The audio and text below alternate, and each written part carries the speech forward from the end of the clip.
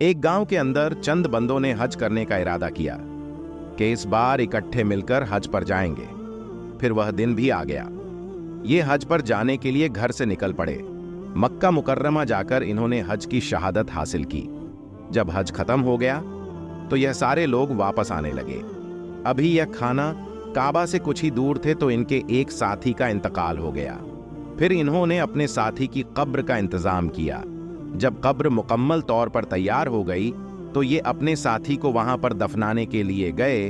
तो ये अभी अपने साथी को कब्र के अंदर उतारने वाले थे तो इन्हें कब्र के अंदर एक सांप नजर आया जो कि काफी खतरनाक और फुके मार रहा था। इसके साथियों ने सोचा कि इसको इस कब्र के अंदर नहीं दफनाते हैं। दोबारा इन्होंने एक और कब्र खोदी और वहां पर जाकर इस आदमी को दफनाने लगे तो इस कब्र में भी एक सांप पहले से मौजूद था। फिर इन्होंने इस कब्र में भी इसको दफनाने का प्रोग्राम खत्म कर दिया। अब इन्हें यह शक होने लगा कि शायद यह जो जमीन है यह सांपों से भरी है, इसलिए बेहतर है कि हम फतवा ले लेते हैं, फिर इसको कहीं दफना देंगे। यह मक्के मुकर्रमा में हजरत अब्दुल्लाह बिन अब्बास रजी अल्लाह ताला के पास पहुंच गए और आकर इनको सारा वाकया सुनाया कि हम अपने साथी को जिस भी कब्र के अंदर दफनाने लगते हैं तो वहां पर पहले से सांप मौजूद होते हैं। आप हमें कोई फतवा दें कि हम अपने साथी को दफना सकें। आप रजी अल्लाह ताला अन्हु ने इसके साथियों को जवाब दिया कि अल्लाह ताला इस शख्स को कब्र के अजाब में मुफ्तला करना चाहता है। अगर आप पूरी रुए जमीन भी खोद दो तो इस अजाब ए कब्र को हर जगह पाओगे। अब तुम लोग वापस चले जाओ और इसको कब्र में दफन कर दो। फिर इस आदमी के साथी वापस चले आए और मैयत को कब्र के अंदर उतार कर सांप की मौजूदगी में दफन कर दिया। जब कब्र पर मट्टी डालने वाले थे तो इस बंदे के साथियों ने देखा कि इस सांप ने सबसे पहले इसे जुबान पर काटा, फिर जल्दी जल्दी से इसकी कब्र पर मट्टी डाल दी।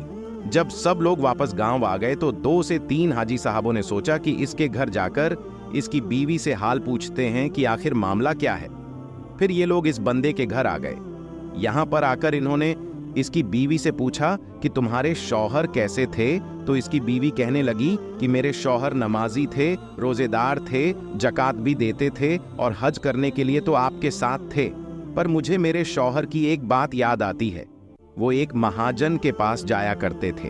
उसके पास जाकर ये 100 गेहूं की बोरियों का रेट फिक्स कराते थे और वापस आकर 90 बोरियां गेहूं की एक तरफ करके उनके अंदर 10 बोरियां जौ मिलाकर इसको 100 बोरियां मुकम्मल करके इस महाजन को दे आया करते थे और जो गेहूं की 10 बोरियां बचती थे वह अपने पास रख लिया करते थे। यह अमल मुझे अच्छी तरह से उसका याद है। वह इस तरह खुद इस अमल से फायदा उठा लेता था, यानी कि यह एक तरह का हराम काम है। आप किसी से भी रेट फिक्स कर लेते हैं और इस चीज के अंदर मिलावट करके इसको 2 नंबरी तरीके से बेच देते हैं, जो कि पूरी की पूरी तरह से नाजायज अमल है और इसकी सजा इंसान को मिल ही जाती है। इसलिए ऐसी चीजों से परहेज करें जिसमें 2 नंबरी करके किसी चीज को बेचा जाए और नाप तोल का बाकायदा तौर पर ख्याल किया करें, वरना नतीजा आपके सामने है।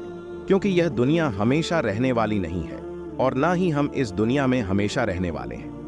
चंद दिनों में हमारी वापसी है और हम सब लोग अपने परवरदिगार की तरफ बहुत ही जल्द लौट कर जाने वाले हैं और वहां पर हिसाब किताब जो हम इस दुनिया में करके जा रहे हैं बाकायदा तौर पर लिया जाएगा। अल्लाह ताला हम सबको माफ फरमाए।